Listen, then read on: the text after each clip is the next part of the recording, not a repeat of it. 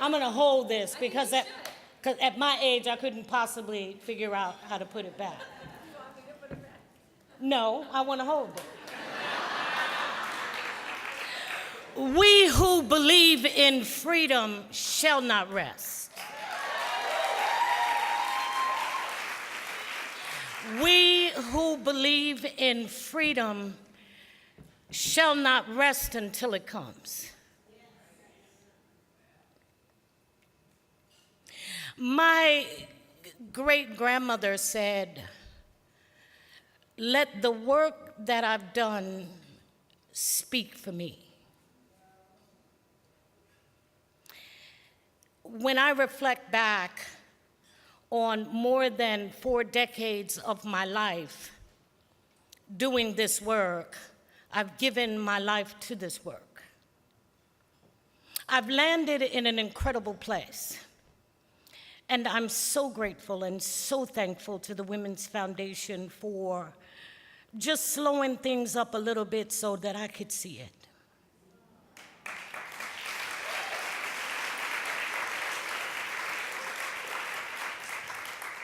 I'm very grateful, Anna. I'm grateful to the board. I'm incredibly grateful for having a man who demands that I get back to work straight away tomorrow. A man whose interests are those that are very well needed in times like these. A man whose investments are placed in city to city through Mayor's Camp and Mayor's Challenges. A man who, when one individual can walk up to him in the hallway and say, "You know, they're cutting out the money for women's reproductive health," and the next day at the philanthropy, we're doing it. A man who's not afraid of the obvious, which is oftentimes the hardest.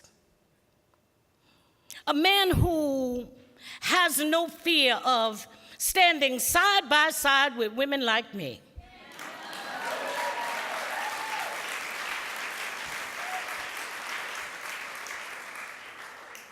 A man whose office is filled with the aroma of women and womenness.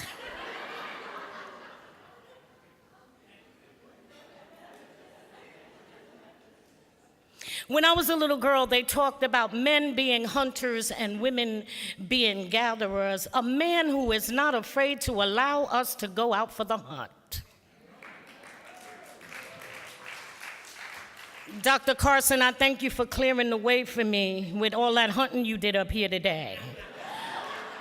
But here I stand as a woman to gather up the pieces and put it back together again, because we as women press on.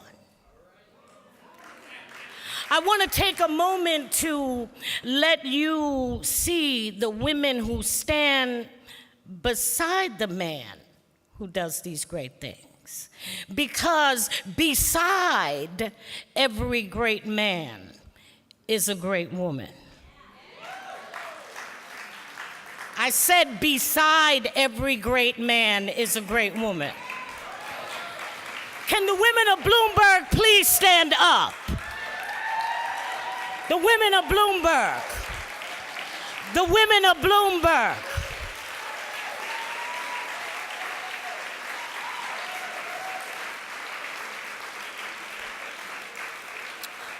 We are the women that make it happen behind a great woman who is our CEO, Patty Harris, who many describe as a woman who approaches issues with a hammer that's covered in velvet or something like that. But I think what they described is the pressure and passionate touch of women, because when we press on, we tend to press hard. My memory of Anna Oliveira is an introduction to a burning bed crime, who the woman who spoke so eloquently described that moment when the gun went off.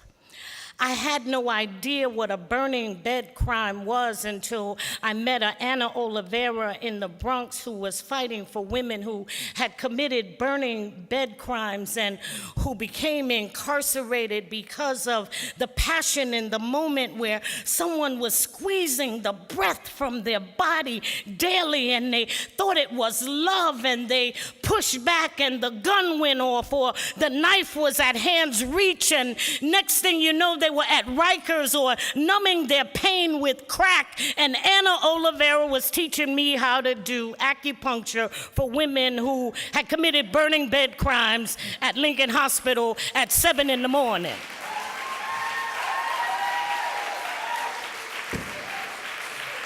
We who believe in freedom cannot rest. Or the Anna Oliveira who was in the South Bronx teaching poor women who only had access to pork and pork rinds and bodegas and no pathmarks and no supermarkets. And before we even knew about food deserts, she was teaching them how to use tofu to balance their diet and bring nutrition into communities that had already burned down.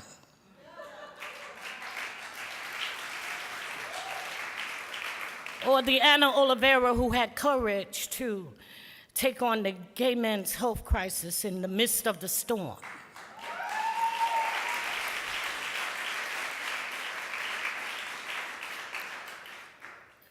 Those are the women whose shoes I walk in.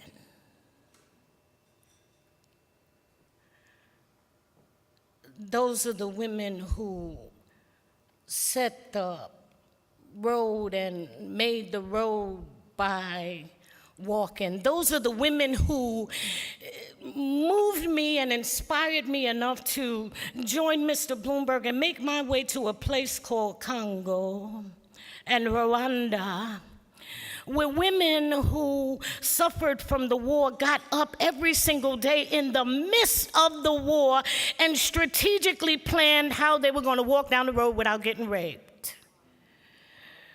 Or they made a plan that the woman who was most infirmed would go in the middle so that the woman in the front could be raped first and the woman in the back could pick up the rear end. And I spent 10 years in Africa in the midst of war, but in Rwanda, in the middle of reconciliation, which makes me know that reconciliation is possible.